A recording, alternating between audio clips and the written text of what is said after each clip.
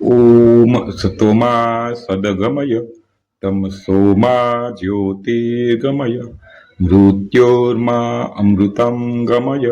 ओम शांति शांति शांति।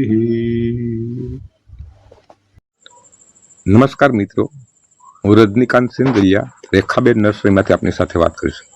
મિત્રો, આપણે અવારનવાર જુદા જુદા વિડીયા મૂકતા રહીએ છીએ, તો આવી માહિતીસભર વિડીયો જોવા માટે અમારી ચેનલમાં તમે પહેલી વાર હોય તો ચેનલ લાઈક કરો, શેર કરો અને સબસ્ક્રાઈબ કરો, જેથી આ મને થોડોક ઉત્સાહ મળતો રહે અને આપણા ખેડૂત મિત્રોને એનું માર્ગદર્શન મળતું રહે। તો મિત્રો, આજ આપણે એવી વાત કરવાના છીએ કે આવી કાળઝાળ ગરમી 45 અંશ સેલ્સિયસ સુધીનું તાપમાન અને એમાંય આપણે સોનપરીના બગીચાની બાજુમાં જે કેસરના આંબા હતા ને આંબામાં ડાયરેક્ટ આપણે કલમ વાળી સોનપરીની, તો એ કેટલી સક્સેસ છે એ આપણે આગળ જોઈશું। પણ એની સાથે સાથે આપણે એ કે કલમું પછીની જે કાળજી છે ને એ લેવી પડે। ફક્ત કલમું વાળી લીધા પછી પૂરું નથી હોતું, એને પાણી આ તે જે જરૂરિયાત હોય તો એની અંદર કાયમ આટો ફેરો કરીએ ને તો જ એ સક્સેસ। તો મિત્રો, હવે એમાં શું છે એ આપણે આગળ જોઈએ, તો ચાલો આપણે સ્થળ ઉપર જઈ અને ડાયરેક્ટ જોઈએ કે એ શું રિઝલ્ટ આવ્યું અને કેવી સારવાર કરવી। નમસ્કાર, આ છે ને આપણો આ સોનપરીનો બગીચો છે અને વિકાસમાં પણ સારો એવો છે। હજી આ 2 વર્ષના પ્લાન્ટ છે। આ સોનપરીના બગીચાની પહેલા આપણે પડખે નાખ્યા હતા કેસરના આંબા। કેસરના આંબા નાખ્યા એટલે આ રસ્તો છે, એટલે રસ્તાની બાજુમાં કેસરના આંબા નાખ્યા એટલે કે પછી એવું થયું કે આ સોનપરીની ડિમાન્ડ છે અને કેસરના આંબામાં આપણે કલમું વાળી, એટલે અમુક ટકા રિઝલ્ટ સારું આવ્યું, અમુક ટકા પણ થઈ જાય ખરું। એટલે જે આ જો છે આ બધા ફૂટી ગયા છે, આની પણ આવડી નથી ગઈ। આને છે એ નીચે અમુક જગ્યાએ આવી ફૂટ હોય છે, ચા આંબો ફૂટી ગયો છે, પણ જે કલમ વાળે ને નીચે આવી ફૂટ આવે, એટલે આને 2-3 વખત તોડવી પડે। એટલે બધા આંબામાં ઘણી વખત છોડવો નબળો હોય, તો આ છે તો આને પોષણ મળ્યું છે, ધીમું મળ્યું એટલે એની ફૂટ તો આવી છે, પણ પ્લાન્ટ નાનો છે, બરાબર। આને ફૂગ લાગીને સુકાઈ ગયો છે, આમાં પણ એવી ફૂગ લાગી છે, એટલે આને આંબો જ ફૂગવાળો કે આને પાણી વધી જતું ગમે તે હોય, એનું જે થડ છે એવું છે ને, તો આમાં પણ એને રસ ન મળ્યો એટલે એની ડાળી સુકાય થાય નહીં। આમાં હવે કોળામણ વળી ગઈ છે, પણ આ ફૂટે કે ન ફૂટે એની બહુ શક્યતાઓ ઓછી। જ્યારે આમાં પણ જો પોષણ નથી મળ્યું ડાળી અથવા કોઈ કલમની મિસ્ટેક હોય તો આ કલમે આ રોપો પણ નબળો છે, એટલે આંબોજી નબળો છે।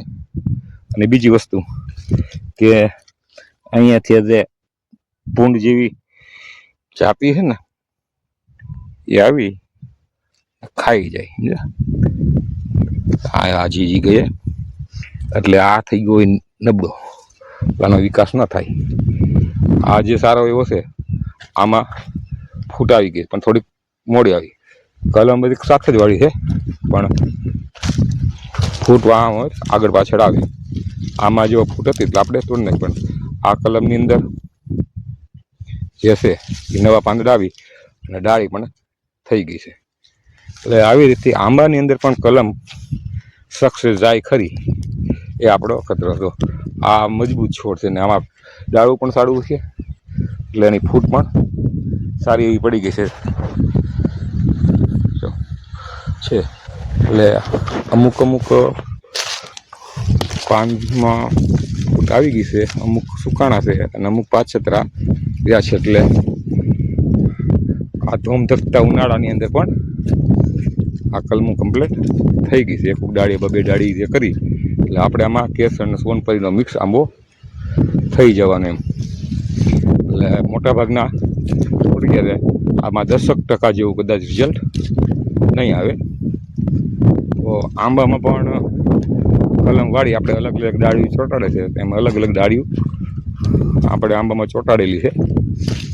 એટલે આવી રીતથી આ જે બધી ફૂટ કમ્પ્લીટ થઈ ગઈ છે સારું એવું, અને પડખે જે ફૂટ હતી આપણે કાપી નાખી, એટલે 2-3 વખત કાપવી પડે આમાં, જે આમાં છે જો આ ચાલુ જ છે કાપવાનું, તો આ ફૂટ આપણે અહીંથી કાપી નાખીએ એટલે જે રસ છે એ ઉપર આવે એટલે આનો ગ્રોથ થઈ જાય. આ છે એ પણ અહીંયા નીચે છે ને આ થડમાં આવી રીતે આમ ફૂટ આવે એ તો કાઢવી પડે. દેશીનો કાપ આંબો રાખ્યો છે, આમાં કદાચ દેશી કેરી આવે તો આપણે ખ્યાલ આવે કે એ આપણે કામમાં લાગે. એટલે થોડુંક કે જર્મિનેશનમાં ક્યાં ફરક પડે છે. એમાં પણ એક સોનપરીનો આમ કલમ વાળી દીધી છે, એને ફૂટી ગઈ છે, એને અહીં પડખે છે એને આપણે કાઢી નાખીએ. આ બાજુ પણ એક છે, જો કલમ વાળીને એની પડખે આટલા બધા છોગા ફૂટી ગયા હતા.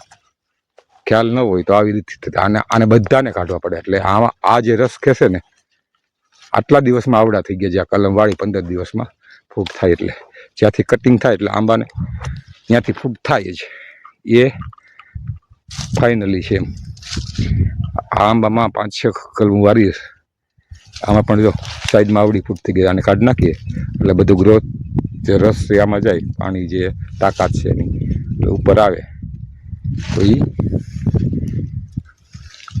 વિકાસ થાય એનો. આમાં દરેક આંબામાં આવી રીતે ફરીને તૈયાર કરવું પડે એટલે વિકાસ થાય. એટલે થોડુંક ધ્યાન રાખીએ તો એ કમ્પ્લીટ થઈ જાય. આમાં ફૂટ તો આવી ગઈ છે અને આ કલમની ડાળી નાની છે, પછી લગાડેલી ડાળી નથી પણ એનો ગ્રોથ પણ સારો એવો થઈ ગયો છે. એમાં 2-4 ડાળીઓ ફૂટી ગઈ છે. મિત્રો આંબામાં કલમ વાળી એનું રિઝલ્ટ આપને સારું એવું મળી ગયું છે. તો આપણે અહીં આ જ વિડીયો પૂરો કરીએ. છે હજી થોડા તોડવાના આગળ, એટલે આવી ફૂટ હોય એ તૂટી જાય અને રિઝલ્ટ પણ સારું એવું છે. અહીંયા જા આ બે થેલી હોય ને ત્યાં જે હોય ને એ ફૂટ આવે, ત્યાંથી તોડવા પડે. આ એક ઘણી વખત એવું છે કે કલમ ન હોય, એ કલમનો જે આ જે છે ને આ જો ખાસ જોવાનું છે. આ થેલી બાંધેલી છે ફટી, અહીંથી આ ડાળી સારી આપણને લાગે કે કલમ ફૂટી ગઈ, કલમ નથી ફૂટી. કલમને બદલે આ જે મૂળ ડાળી હોય ને એની આ 2 ફૂટ છે, બરાબર. આ વચ્ચેથી આવી ગઈ છે ને કાજે અહીં વચ્ચે ફૂટતી આવે છે. બતાવું તો આને કાઢીએ એટલે એ ફૂટી પહેલાં. હવે આ ડાળીને વધુ પડતું પોષણ મળે. એટલે દરેક આંબામાં એ પરિસ્થિતિ રહેવાની કે 2-3 દિવસે આ તો તોડેલી છે, છતાં આમાં ત્રીજી વખત આપણે આટલો ફેરો કરીએ છીએ, છતાં જો આટલું રહી જતું હોય તો આપણે ખાસ ધ્યાન રાખવું અને કલમનો ઉછેર કરી શકાય ખરો.